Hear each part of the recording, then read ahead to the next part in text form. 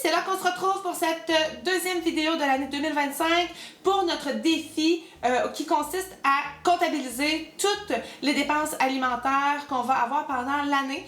On a fait une vidéo ici pour présenter le défi puis présenter aussi qu'est-ce qu'on avait acheté en janvier. Aujourd'hui, je vous parle des dépenses de février. La façon que c'est organisé, j'ai divisé toutes les dépenses qu'on a dans le mois en quelques catégories. On a la catégorie épicerie, qu'on a fait une sous-catégorie produits laitiers parce qu'on voulait vraiment avoir cette donnée-là spécifique pour notre famille, parce qu'on essaie de se convaincre que ça vaudrait la peine qu'on ait une vache laitière. À un moment donné, il faut en revenir puis il faut passer à l'action. On a une catégorie cuisine, donc plein de petits bidules qu'on peut avoir besoin en cuisine. Il y a une catégorie autre, donc des trucs qui ont rapport avec notre alimentation, des objets, des choses comme ça, peu importe, qui nous aident à, je sais pas, à travailler. Vous allez voir un peu des exemples. Il y a aussi les animaux.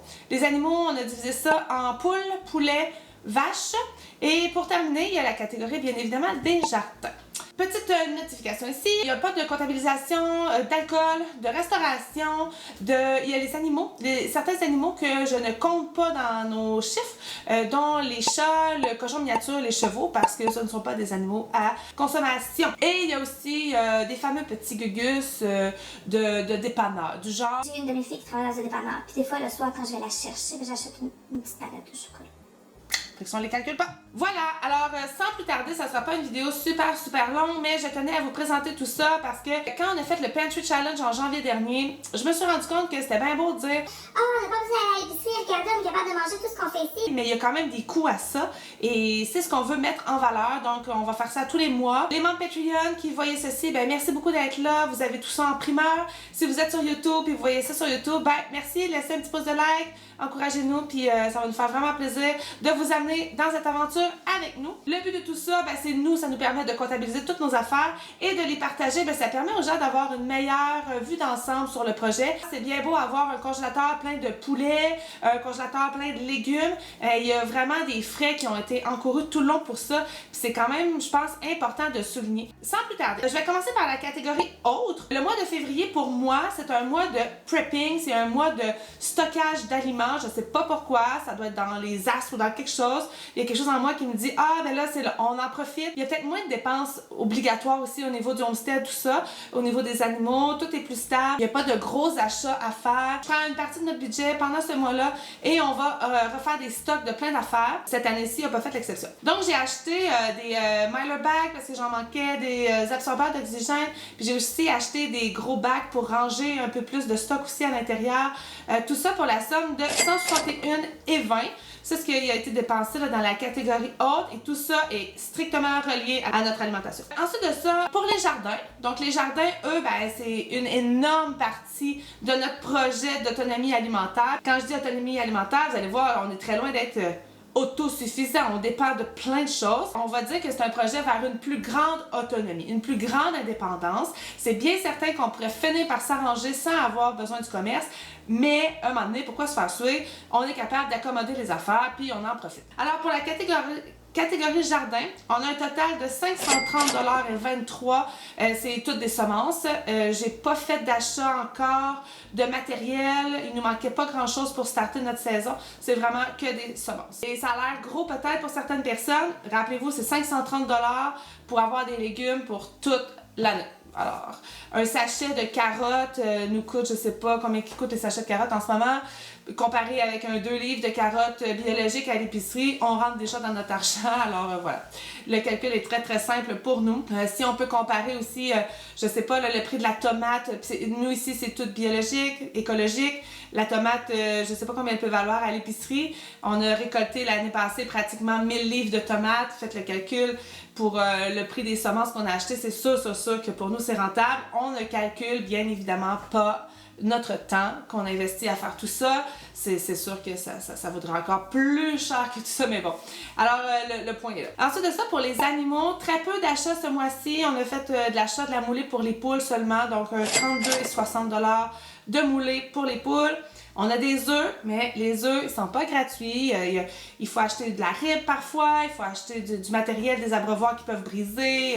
Il y a plein de petits trucs comme ça qu'il faut prendre en considération et c'est ce que je veux vous démontrer. Ensuite de ça, il y a eu des petits achats qui ont été faits pour la cuisine, des filtres à café, du savon à vaisselle. Le savon à vaisselle, ça je le calcule, je trouve que c'est quand même important. Des pots maçons puis des couvercles à pots maçons. J'ai fait un petit reel là-dessus il n'y a pas si longtemps. Encore à ce jour, c'est au Dollarama que les couvercles de peau maçon Bernardin sont les moins chers, même s'ils viennent d'avoir quand même une grosse augmentation, mais à chaque fois que je vais dans ces magasins-là, j'en achète toujours 2 paquets et puis on va se poser la question éventuellement qu'est-ce qu'on va faire si ça continue de monter comme ça les prix pour ce genre de produit-là parce que là, à un moment donné, ça va devenir peut-être non rentable. Je sais pas. Je sais pas comment on va faire pour y arriver, bien évidemment. Ça va peut-être être de se mettre uniquement à faire de la fermentation et de plus avoir besoin de couvercle de peau maçon. Je pense que c'est vraiment là qu'on s'en va. Donc, pour tout ça, il y a eu un montant de 88,03 qui ont été investis au niveau de la cuisine. On rentre dans le plus gros du sujet. Dans la catégorie produits laitiers, comme je disais au tout début de cette vidéo, je fais le calcul pour... je pense que mon chum est quand même convaincu, mais je veux vraiment lui démontrer que les produits laitiers coûtent très cher et que c'est certain qu'on rentabiliserait notre argent. Notre problématique reste pour la vache laitière, c'est le temps à investir. C'est ce bout-là que je suis pas sûre à 100% qu'on soit tant près que ça. On a encore beaucoup de projets par-dessus tout le reste qu'on fait, l'école à la maison aussi, tout ça. J'ai un petit doute qu'on y arriverait, mais à suivre. La vie nous amène toujours vers des beaux chemins intéressants, alors ce n'est que partie remise si c'est pas pour l'instant. Alors pour les produits laitiers, on a un total de 534,47. Je tiens à préciser qu'on achète souvent du fromage en grains. On a acheté des meules de fromage aussi biologiques et on achète du lait à chaque semaine, crème glacée, des choses comme ça. Fait que ça... Voilà, les produits laitiers sont là. Et pour l'épicerie, donc épicerie, là, on parle, j'ai fait des épiceries en ligne, parfois sur Amazon, ici c'est un maxi IGA qu'on a aussi. Alors on se promène, on surveille beaucoup les spéciaux. Alors pour l'épicerie, c'est un gros montant je rappelle, j'ai acheté beaucoup de choses de stockage. Donc il y a des trucs qui vont être stockés pendant 10 ans.